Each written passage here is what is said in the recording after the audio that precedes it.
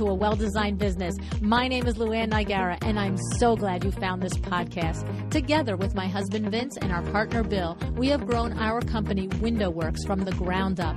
So I know and I understand the challenges you face in running your interior design business. I also know that your talent alone isn't enough to ensure your success. So on this podcast, we talk about strategies and practical steps to help you grow your business. But make no mistake about it, we have our share of fun here too, mixed in with those aha moments that I love so much. This isn't fluff. Nobody has time for that. Whether you are a new interior designer or a seasoned designer, I am here to help you create and to manage the kind of interior design firm that you dream of. It's straight talk and it's action. Are you ready? Let's get started. Hi, welcome to another episode of The Well-Designed Business. It's Power Talk Friday. Today, Chris Ramey is with me. Chris is the president of the Home Trust International. The Home Trust is best known for being a robust consumer-facing website for high net worth families where these families find the world's finest products and services for their homes. Now, on the other hand, the members of the Home Trust, the brands in the Home Trust, know the Home Trust as an aggressive marketing agency with hyper-focused marketing programs to help them penetrate the affluent market. Now, as a consultant and speaker, Chris often speaks and consults to organizations with all luxury categories. In fact, he is the single most quoted independent authority in the luxury segment. His background includes being president of the Luxury Marketing Council Miami and the Luxury Marketing Council Palm Beach, president and founder of Savvy Formal Wear, and president of the International Design Guild. He is a member of the National Speakers Association. He is a columnist.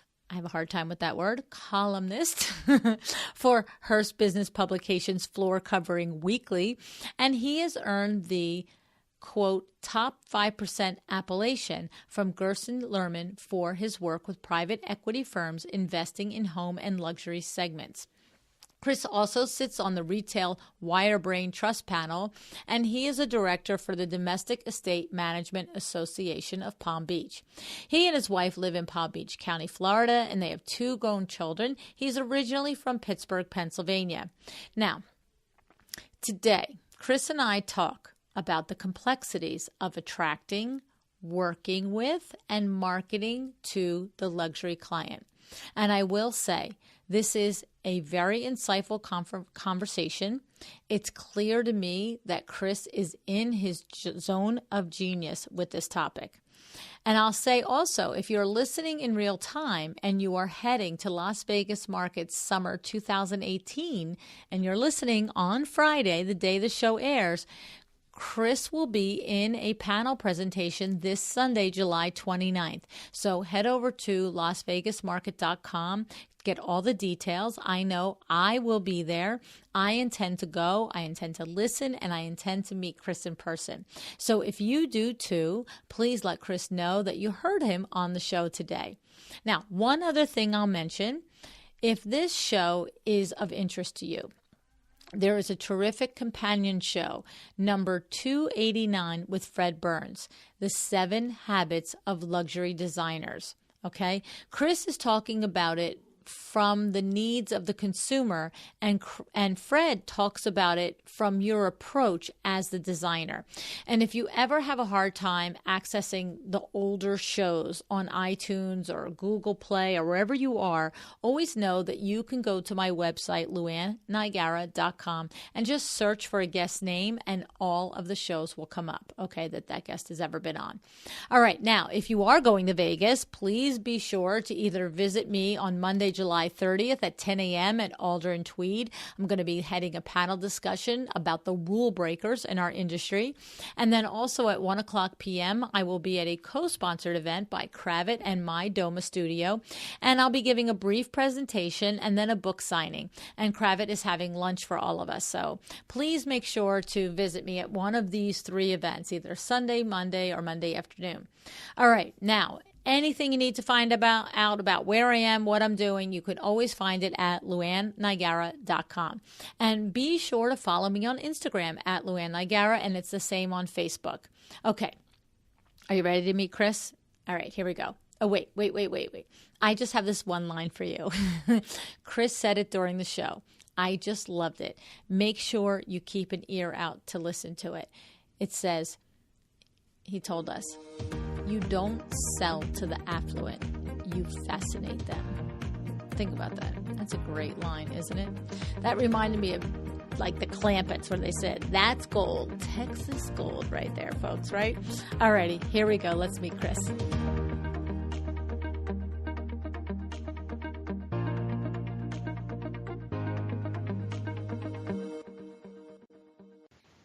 Hi, Chris. Thanks so much for joining me on A Well-Designed Business today.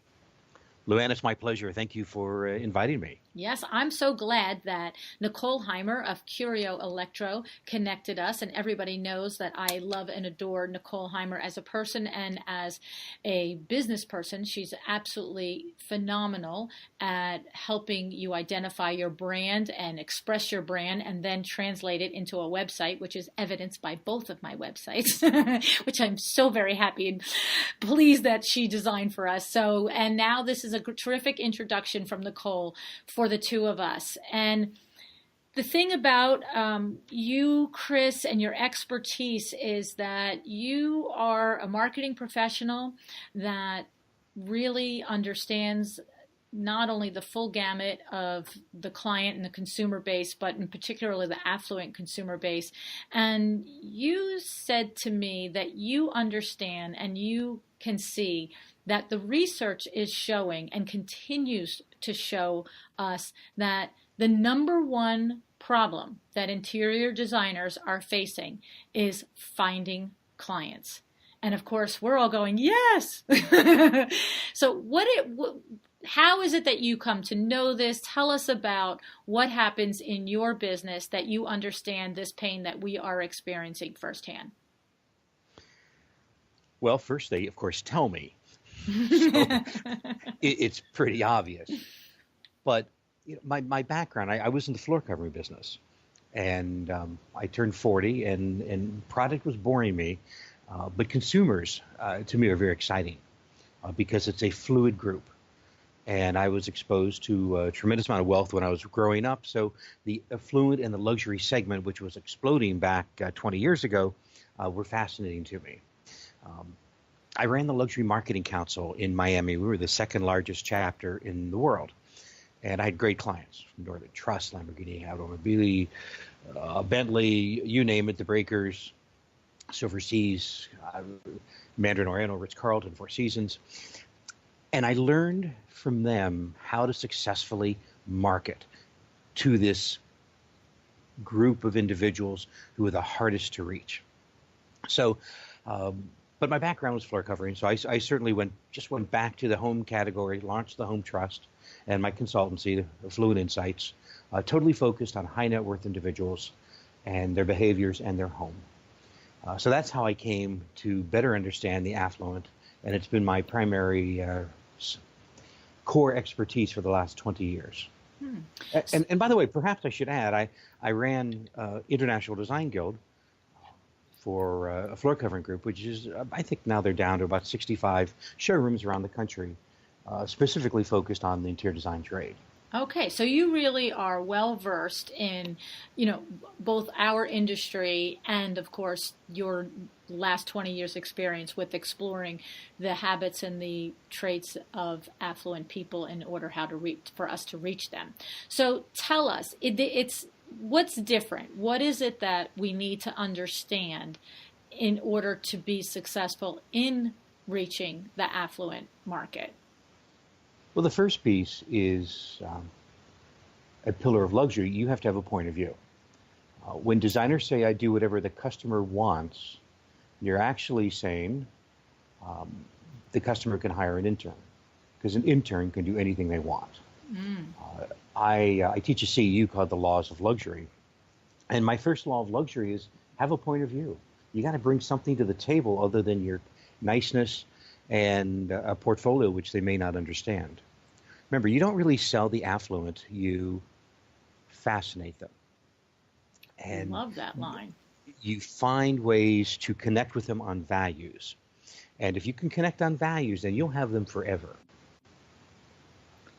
So when you say point of view, do you tell us, break it out for us? Do you mean having a brand look? Do you mean having a signature style? Do you mean carrying yourself in a certain way? Do you mean demanding that they design the room the way you want? Tell us what you mean by, because I hear what you're saying. If you don't have a point of view, then you're simply an order taker, and as you said, an intern can do it. But get it real for me. It can be all those things. First off, you should, and designers are not immune from the forces of business.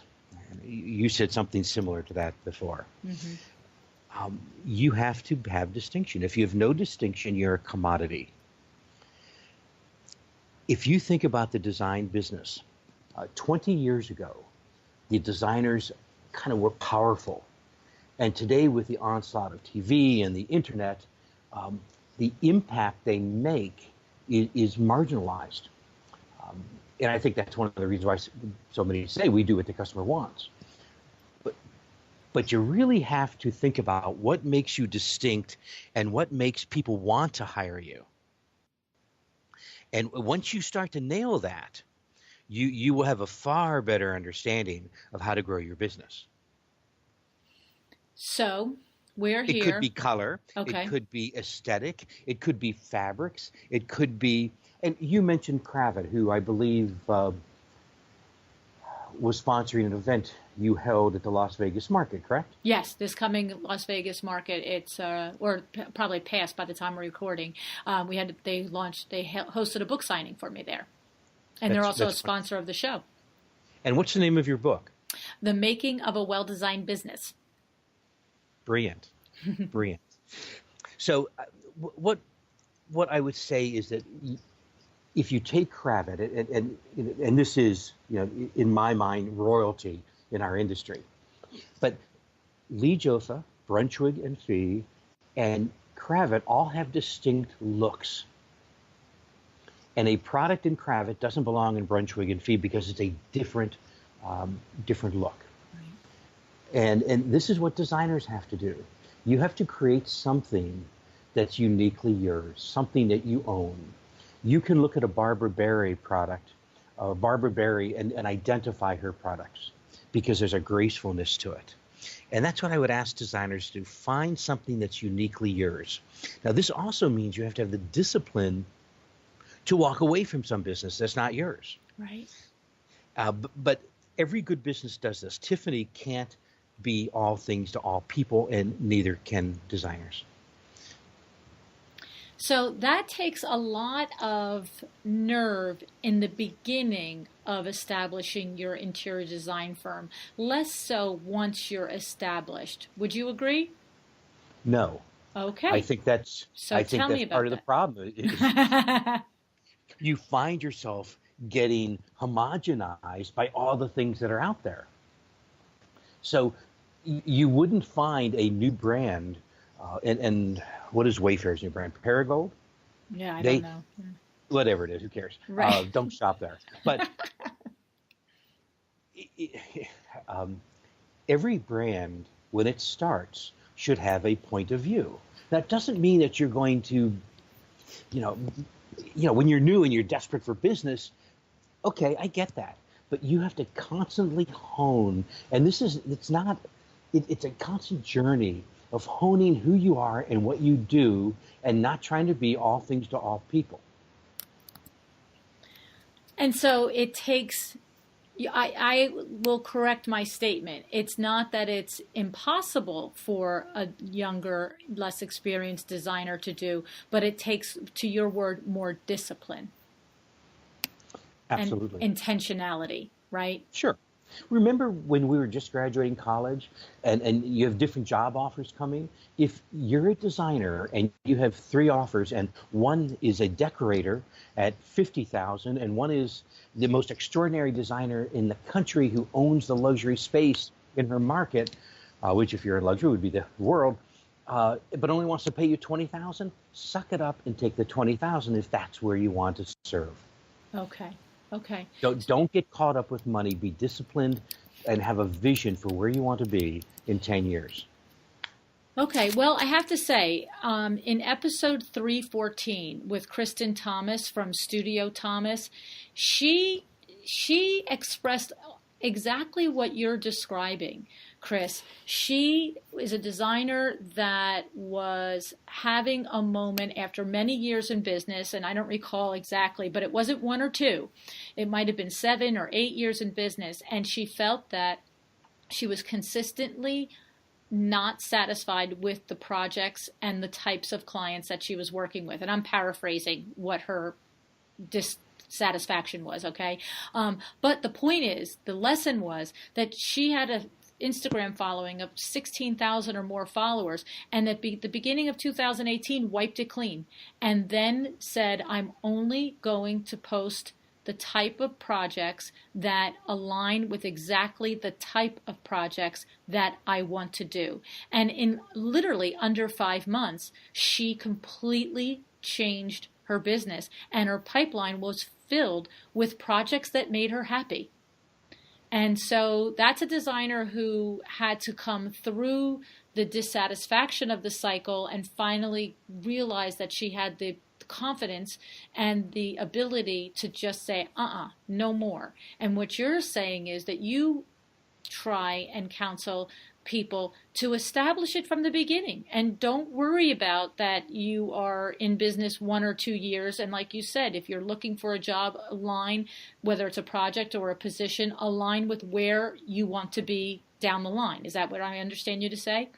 It is. I have a client in Miami who came to me because she was literally physically ill because her clients were all billionaires from a certain nasty country where the money is dirty, but she was getting all this business. And she didn't know what to do. These weren't people she wanted to be attracted to. Mm-hmm. And you look at her site, and I, well, of course, look at what you're showing. You're showing what they want. Mm-hmm. Show who you are. Mm-hmm. And then have the discipline to pick your clients. And I believe she did that, and she's okay now. But she's been, but it is. I mean, she literally believed that her cancer was caused by the pressure that she was getting from clients who couldn't be satisfied, and frankly wanted to treat her like dirt, like they did in the old country. They didn't respect her, but they still wanted her services, and it was a vicious cycle of hate, and it sounds like, and misery. They didn't respect anyone, yes. And the result was the business that she was getting was from the wrong people. Mm-hmm, mm-hmm. I mean, after all, your aesthetic ultimately has to match your best prospect. Mm-hmm, mm-hmm. If it doesn't, you'll never have any business. Mm-hmm. Okay, so this is the number one thing to do, that you must express your point of view. You must have, firstly, you're saying, have a point of view, and then have the courage to express it. Exactly. I'll take another designer, and you may know her. She's one of the finest designers in the country. It's Perla Litchi, who's based in, do you know her? I have not met her, but of course I know of her.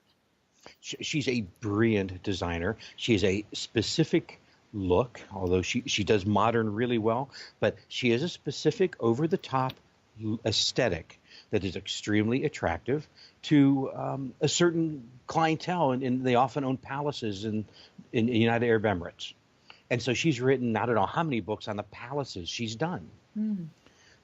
She doesn't care a lot about certain clientele who doesn't fit this aesthetic. She owns it.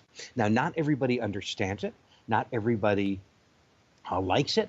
But the more that don't like it, the more likely you are to find your client. Because you only want those who appreciate and value your aesthetic. Be different from your clients. Right. It's, Chris, we have had this conversation on the podcast going back to the very first year. I want to say it was episode 9 with Nancy Ganskoffer. She came on and she said to me, Luann, niche is rich and broad is broke. And we had this entire conversation about how you have to niche yourself. And of course, it's been repeated in dozens of episodes. Recently, I had Jo Buckerfield on from the UK, and she leans into that she is an expert kitchen designer, and she leads with that expertise. And then what happens is often once the kitchen is designed, they ask her to do the living room and finish the rest of the home. So we've had it in that way, the discussion, how valuable it is to have a niche that attracts a consumer to you, and then it can spread to other work. But you're taking it a step higher than that. You're taking it, if I'm hearing it correctly, you're saying even though you might not be an AD 100 who has this exact specific look, that it is okay, and not only okay, it's advisable for you to position your firm in that exact same specific way, whatever's authentic to you. Yes. The one commonality about the AD 100 is they have great PR agents. Right. Right. Exactly. Okay. But actually to jump on that is they have something that a PR agent can work with. They have a look, a style, a point of view that the PR agent can go out and shout to the nines, right? Yes. They're not commonality. They're not, okay, I've got if one PR agent had 5 of the AD 100s, he has 5 different, or she has 5 very distinctive brands in order to present. Otherwise, they're not at that level to begin with, probably. Absolutely. Okay. You hear me, and I wonder if you're hearing in my voice what it is that way to empower a lesser experienced designer to embrace this concept. Do you hear that in my voice? Because I work with them on a daily basis, and I know that this is the struggle, and you work with them too. So tell me how you really help someone to see. It's one thing, we're telling them the benefit. We're telling it to them. That's like telling somebody 4 times 4 is 16. But how do we know it's 16, right? And is 4 times 4 16? Because I'm the worst at math. It was 20 years ago in college. So I thought I was picking an easy one. But anyway, so you hear what I'm saying. It's one thing for us to tell somebody that it's true. It's another thing to give them the ability to see themselves doing it. How do you work with that? How do you help designers understand that, Chris?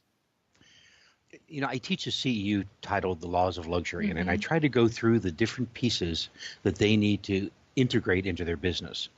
The truth is I don't work with any designers on a one-to-one basis unless they don't need me. And so I've been lucky in that regard. Okay. So in the CEU, then, that sounds like that might be a good place for us to take us through those lessons, no? The Laws of Luxury?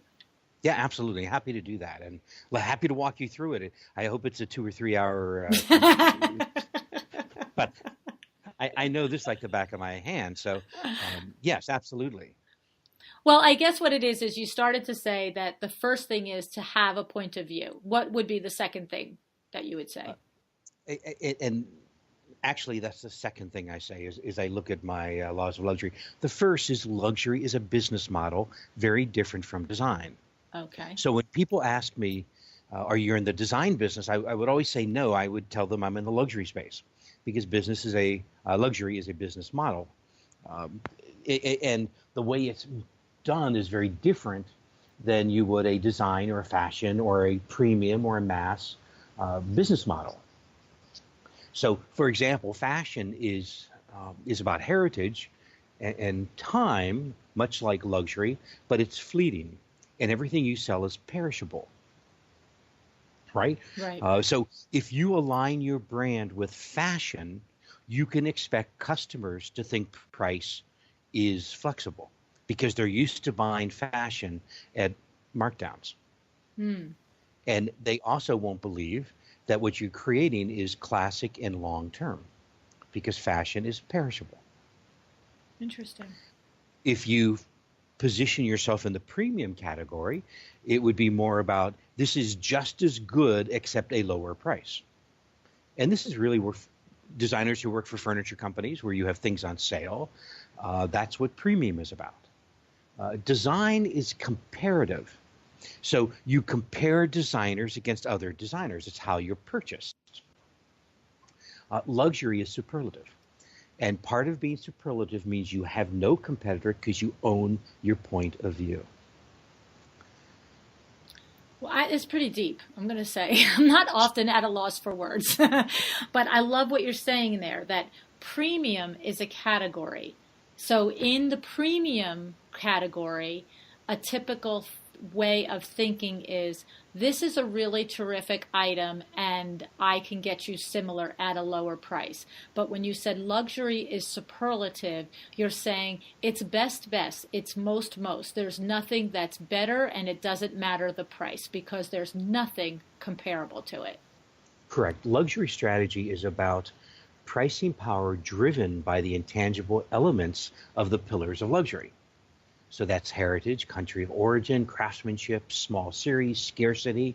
These are all pieces that are integral to being a luxury brand and following a luxury business model. But in design, we all follow, this is the big color this year. And if we don't listen to whoever says it is, we're in trouble. Well, a luxury brand would say, yes, I know that color. This is what I do. It's elevated is what I'm hearing. It's being above all of the noise, it sounds like, and hearing your own track and your own voice. Yes, absolutely. I like to I do a comparison. I say luxury, you would say this is it. In fashion, you would say this is it this season. In premium, you would say this is as good as it, except at a lower price. Design would say this is us this year, and I can do whatever it you want for a better price and give you a better lifestyle with sustainable its, and my resources are better. It's a very different sales strategy. Okay. And so how do we...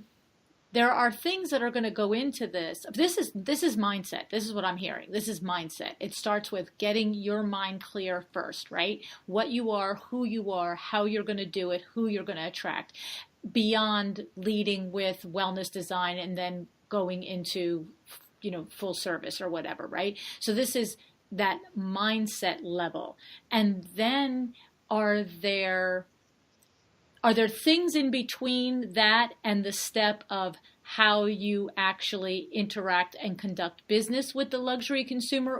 So you see what I'm saying? Is it that first, then the interaction is locked down differently, or are there more steps in between before we get to interaction? There's a lot of other steps.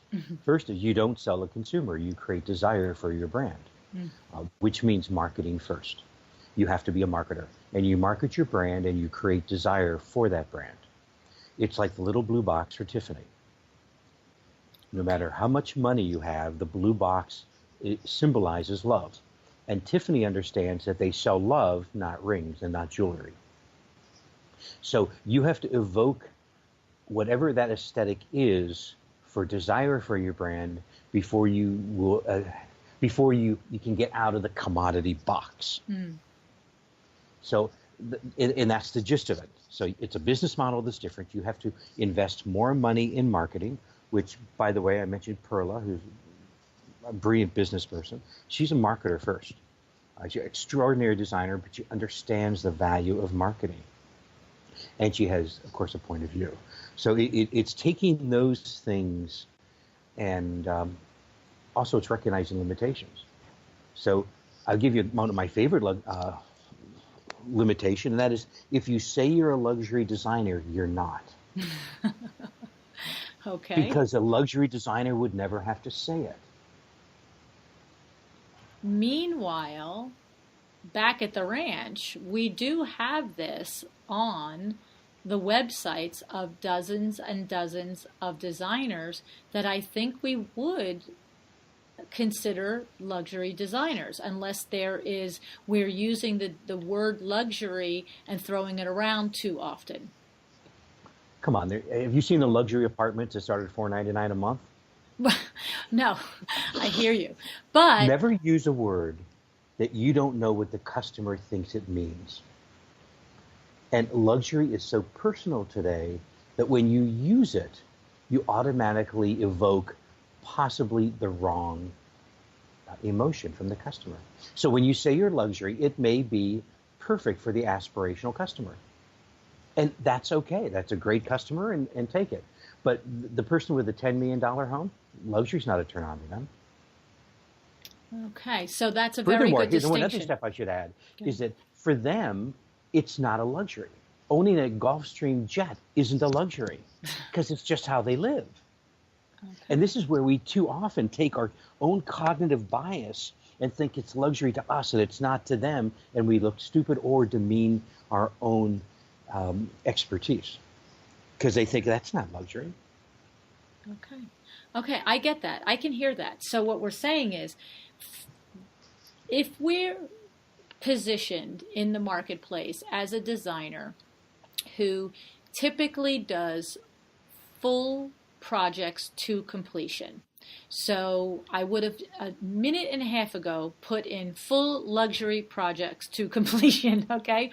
But what we consider before this lesson, a luxury client and a luxury designer. So we're talking about maybe it's a 20,000 square foot home that they are doing 4 or 5 at a time, and this is their wheelhouse, and these are projects that they do to completion, all the way down to having the champagne and the flowers on reveal day. So what you're saying is by that level designer, by using the word luxury in their marketing, they're actually more attracting the aspirational client, the client who is about to be at this level and is about to be able to afford this and then ultimately hires them. But the client that's sitting above, that travels by private jet, they're missing that person possibly because that person design is part of the people that they have, like they have a dentist, and it's not luxury to them. It's a requirement that their home is done perfectly well. They wouldn't understand doing anything but that. Right. But remember, there are affluent consumers and there are luxury consumers. And just because you have money doesn't mean you're a luxury consumer. Okay. So that's a great distinction. Okay. So there are many clients with the capacity to buy anything they want, but they're just happy with their $500,000 house because they raised their children there and they're emotionally connected to it. And yes, they could afford a $10 million home. They choose not to. So they have the depth of wallet, but designers don't even go after them because they don't know. It's hidden. Okay. One of the pieces of the new research from Pam Danziger and Unity Marketing is that designers said they lost business because they were so far out there, their private clients didn't want to use them anymore. Private people want to do business with private people. And when you say far out there, you mean so visible in social media and in there, things like that? In that research, yes, that's exactly what it was. Okay. So then it's a chicken or an egg then, because on one hand, we were saying a few moments ago that we need to invest more money in marketing in order to attract this consumer, but at the same time, it sounds like it's not through social media and things like that. How do you market to that consumer and how do you find them and them find you without being out there? Well, every touch point defines who you are. So if you are found in, and let's say House is a great medium if you're a middle market designer, but it defines who you are. And it defines you as more of a middle market designer. Where will you be found that will define you? Marshall McLuhan, many years ago, was quoted as saying, the medium is the message. So be found where the affluent will respect you as being a pure brand. Now, of course, everything is upside down now with technology, but social media is not, if you want to market and attract more, let's say, ultra high net worth individuals, and for purposes of this conversation, we'll say $10 million net worth and above, Facebook isn't the place, House isn't the place, because you're saying that you're kind of a middle market designer. You're too available. You're too accessible. Too available, too out there. Doesn't mean you don't want ubiquity. You just need to be found in the right places.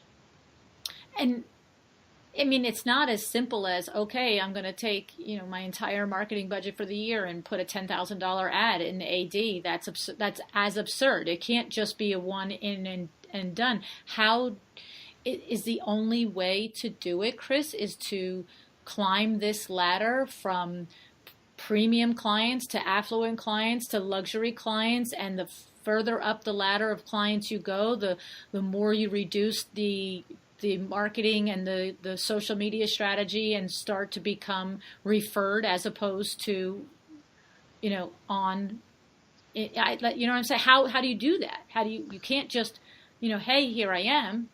You have to have some established credibility, right? It's actually the opposite. Okay.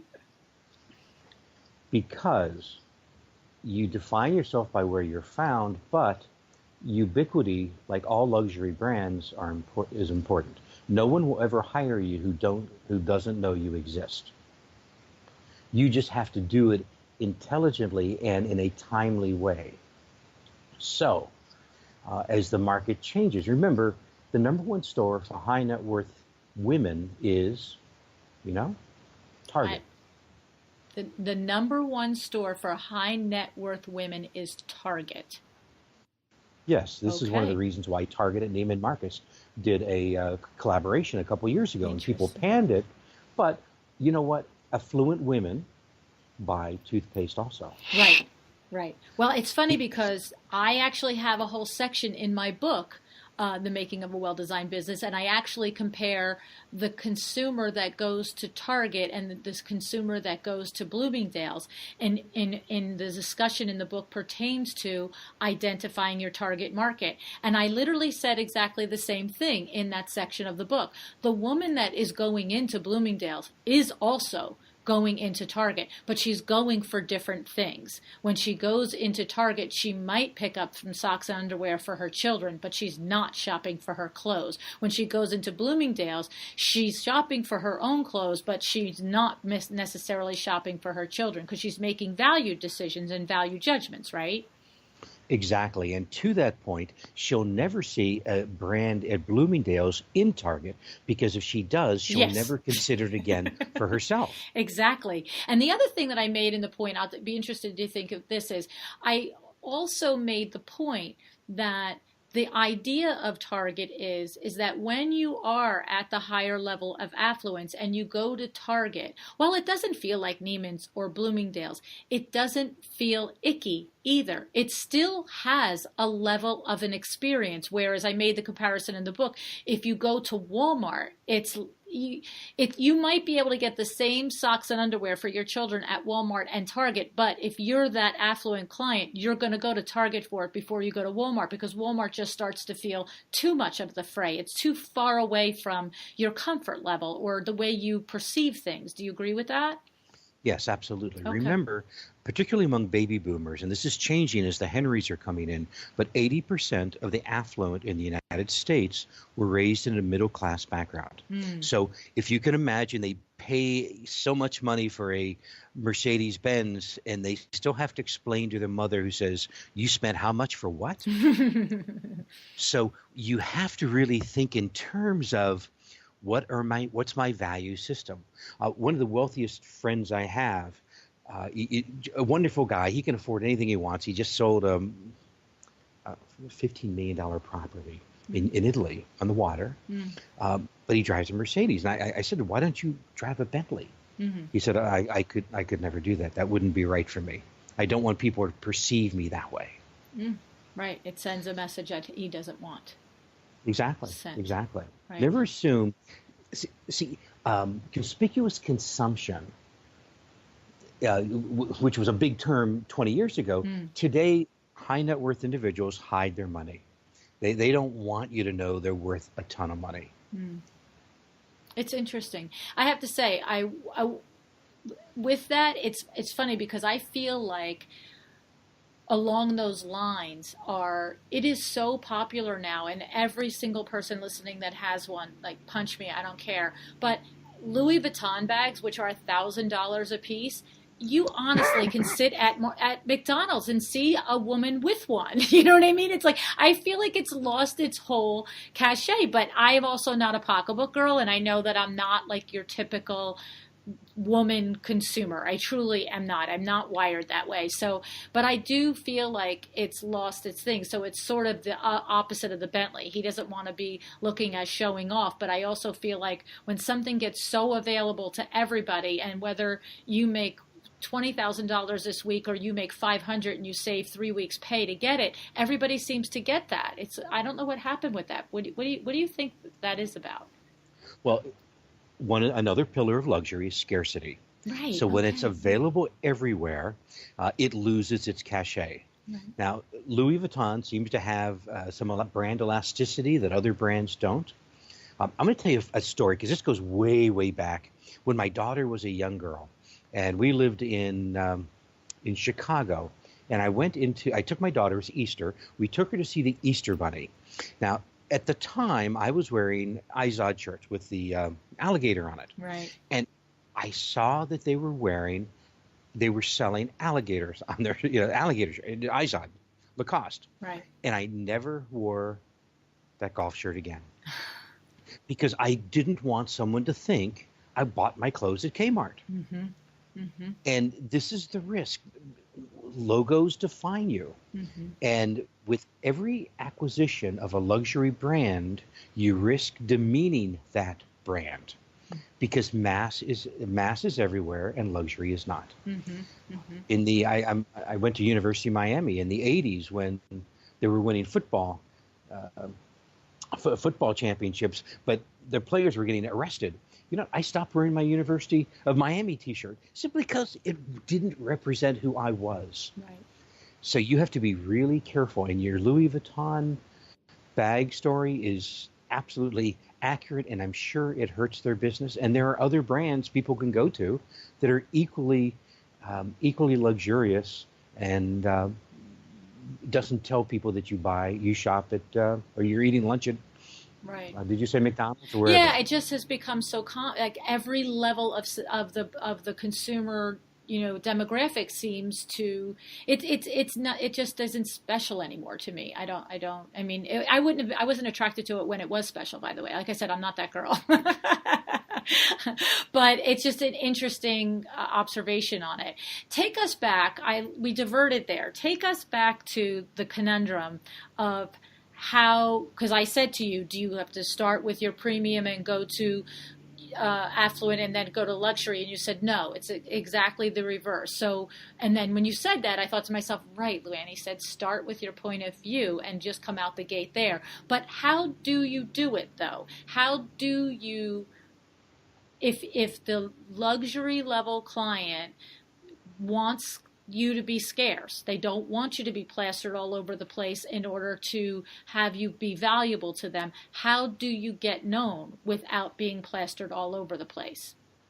Well, we do a lot of digital marketing where we follow the client wherever they may be.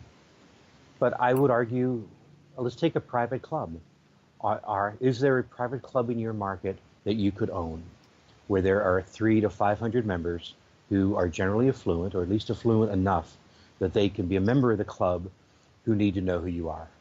Find ways to market to the members of that private club. Find your niche and go to wherever they may be. And Direct mail is a great way to do that. Okay. Digital marketing is a great way to do that. Collaborating with the private club is a great way to do that. Find ways based on the consumer. Okay. And so what you're saying is don't cast a wide net. Go to the microcosm of exactly where your target is. And so when we say microcosm, a golf club or a resort club might have 400 or 500 members. We're not talking find 5 people. But the thing is, don't worry about finding 50,000 people. Find 500 and make inroads and be important to them. An interior designer with 500 clients targeted in even a major market can become a very wealthy designer. Mm-hmm. A designer with 400,000 or a million clients, nothing. Right. I hear you. And so the thing is, for somebody listening that's saying, well, I don't exactly have the money to go join a private club and hang out and rub elbows, you're saying there's ways to target market to them through direct mail and digital marketing, that we don't have to be the member. And that's one way. But I remember somebody on the show suggesting, in order to find more affluent clients, that you go where they hang out and volunteer to be on the cancer board fundraiser for the big gala, at the end of the year, because it's always all of the affluent members of our community, the wives and the husbands, that are donating their time, and they're usually the doctors and the wives and everything like that. So that is one way to do it. But you're saying from a marketing standpoint, there's a way to direct mail to these people and direct market to these people. Yes, absolutely. And don't look at your private schools. Increasingly, high net worth individuals send their children to private school. Why not send your child to private school? Even if tuition is $30,000, you'll get that back in business, because you're matching values and the importance of education with those who have the capacity to buy anything they want. I have a question for you. When you think about, we just said, hey, direct mail to country club people, right? I have this experience with WindowWorks, okay? So with WindowWorks, we are often doing not only direct mail, but we have the social media campaigns and so forth.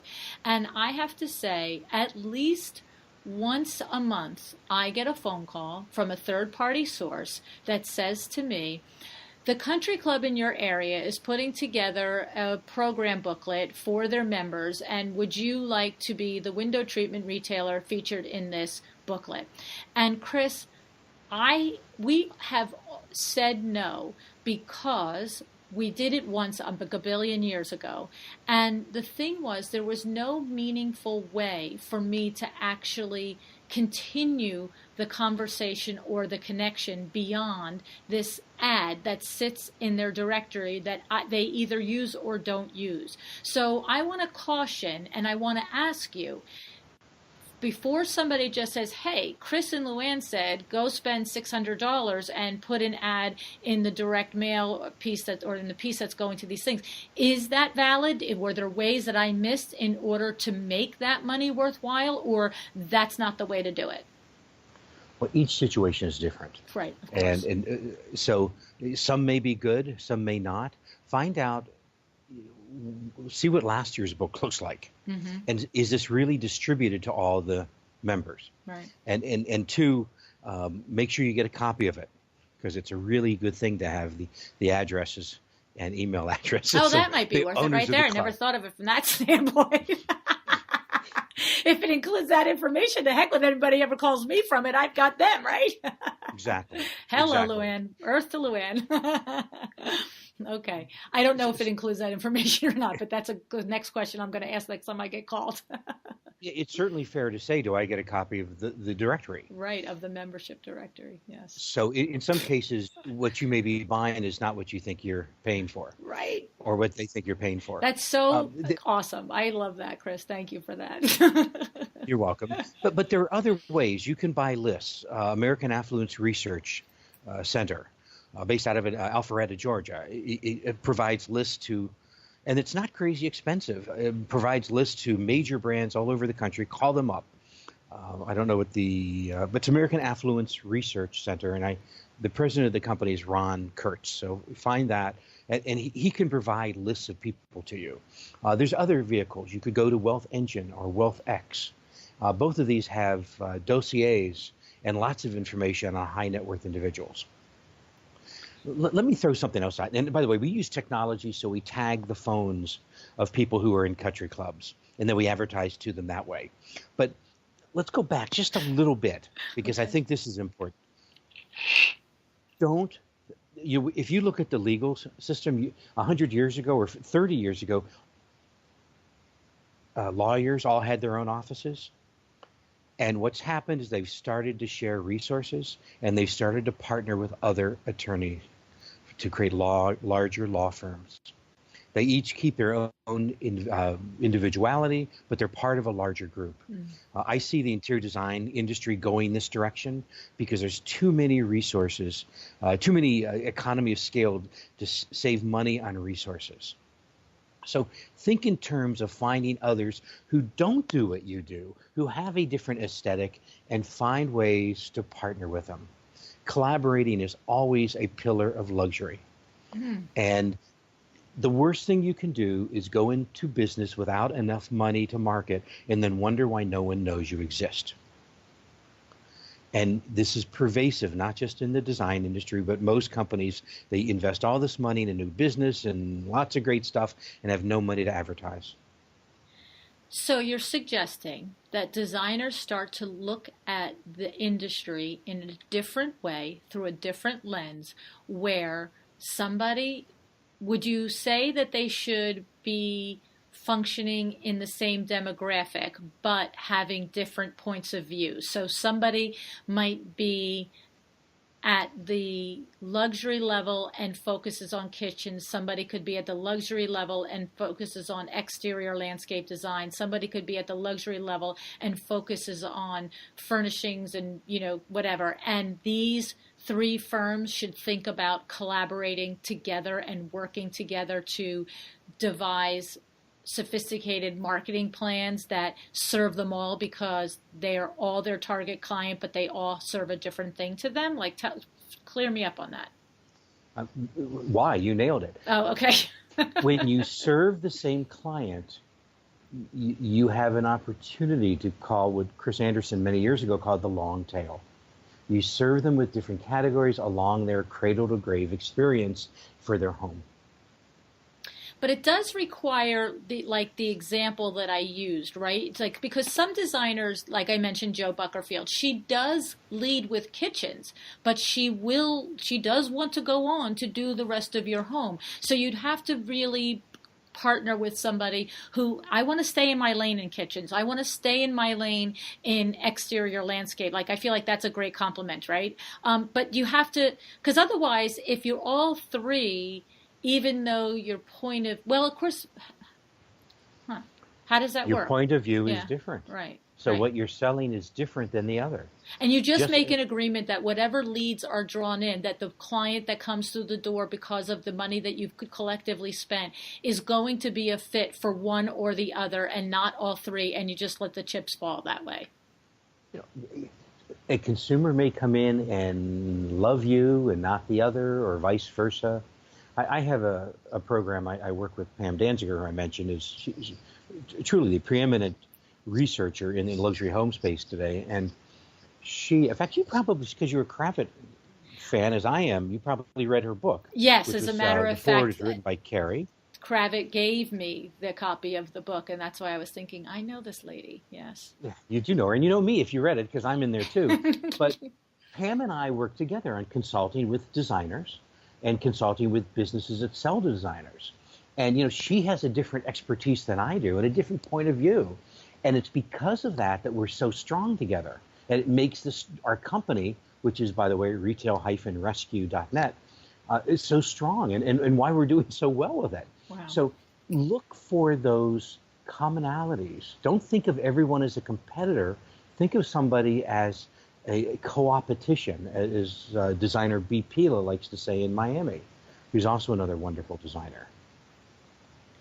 This is the thing about you, Chris. You are looking at the industry through the lens of, I guess what I mean to say is, it's what I say to the designers when I coach them. Okay, I get it that you have this whole interior design business thing going on, but honestly, it's a business. So let's just start with good business principles, and we'll figure out how, the thing that you do fits inside of it. And what it sounds like you're doing is you're looking at the whole of what's successful in marketing to the luxury client and saying to the design industry, hello, you're missing what's right in front of your face. You're trying to figure out your own way to do it, but this is the way to do it.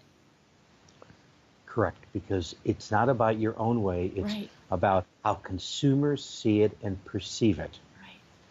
You don't see high net worth individuals going to going to independent attorneys who have an office in the back or work out of their house. You see them going to larger law firms because they believe there's a broader expertise. And as you create partners in your business, you'll find you don't compete with each other as much as you help each other grow your business because your presence adds value. This would be a perfect way, it seems to me, correct me, for anybody. But I'm thinking about, I know that there is a big section of interior design firms out there that are at that 8 to 10, 8 to 12 year mark, and that are probably hovering at $1 million in sales, and then they strive. Their aspiration is to scale to that $3 million, that $5 million mark. But that's a big jump, right, Chris? That's a big jump. A lot of things happen at that level, a lot of balls in the air. You have to have a crack team within your organization because they're going to have a lot of conversations on your behalf, and everybody has to be A game.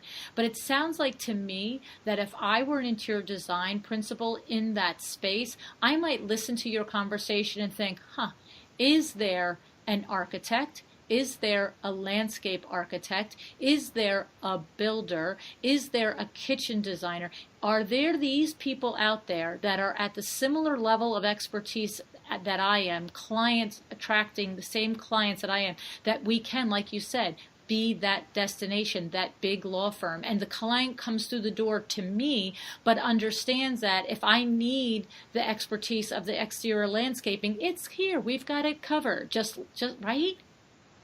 Absolutely. Two things let me throw out from a consumer perspective. What we once thought, and I'll go back 10 or 15 or 20 years, what was once valued as independence is now perceived as isolation. And you don't want to be perceived as somebody who, for whatever reason, is isolated from the community. The second thing is, for that designer who wants to, as you say, grow to $3 million a year, you're not going to design anymore. You're going to be managing people. Right. So your company's going to evolve, and maybe you want to go there, but maybe you don't. And so you have to be very careful about what you wish for. No, that is true. That is what happens at that level. You do step off, and a lot of the actual fun part of designing is handled by your first level seniors under you, and you might still be involved in the oversee, and you still be involved in the final say on presentations and so forth like that. But everyone that I have interviewed that has reached that level has said exactly that. I'm thinking of Joni Vanderslice in I want to say South Carolina. I think she's in High Point, not High Point. What's that other place on the? She's on Hilton Head. Yes, I was getting H. I get letters when I'm looking for something, and it was like it's that other fancy place with H's. So yes, so you know her, Hilton Head, and she has a design firm with 50 people in it, and they're not 50 designers, but there's probably 15 or 18 that are designers. And she expressed that she is. There's many projects that she doesn't touch, that she's not integral into. The whole firm is expressing her point of view, right? And attracting the clients, but it is a different aspiration. And if you have it, it sounds like one of the things that you're discussing is these collaborations in order to help you reach that place. Joni's actually has a collaboration within her own building. That's really what's happening, right? She's a brilliant designer. Isn't she? Yeah. I was very, very impressed with the conversation with her. She was many episodes ago, back in the first year, and my jaw was on the table for most of the conversation. Yeah. So, all right. So very interesting stuff. It's like I said, I feel like it's a similar conversation, but it's almost at a higher level, that it's tackling it from a higher part of your mind and a higher part of your perspective on how to wrap your brain around doing it. Yeah, you have to address everything on a granular level because that's what an affluent customer expects. But those are the little things that make you better than your competition. Right. Well, that and that does lead into the customer service at that level has to be no questions asked. It did. That's my experience with the affluent client, is that you just give and give and give and provide more and more value, so that it becomes that they know when they're dealing with you that things will be handled. And if you don't have that personality, if you're not set up for that mentally and prepared for it to cost you money at some times, it's not the pool you want to swim in then. Don't you agree with that? I would say that customer service isn't an option. It's a cost of entry. Right. And the term we use in the luxury space is surprise and delight. Right. How do you constantly surprise and delight your client in such a way that you drive loyalty to your brand? Right, exactly. Well, I'll tell you what, so many things for us to think about, Chris. I really do appreciate so much your expertise on this conversation. And, I think we only touched the surface of it, though, I have to say. I feel like you could teach us a lot more. That's very sweet. Thank you.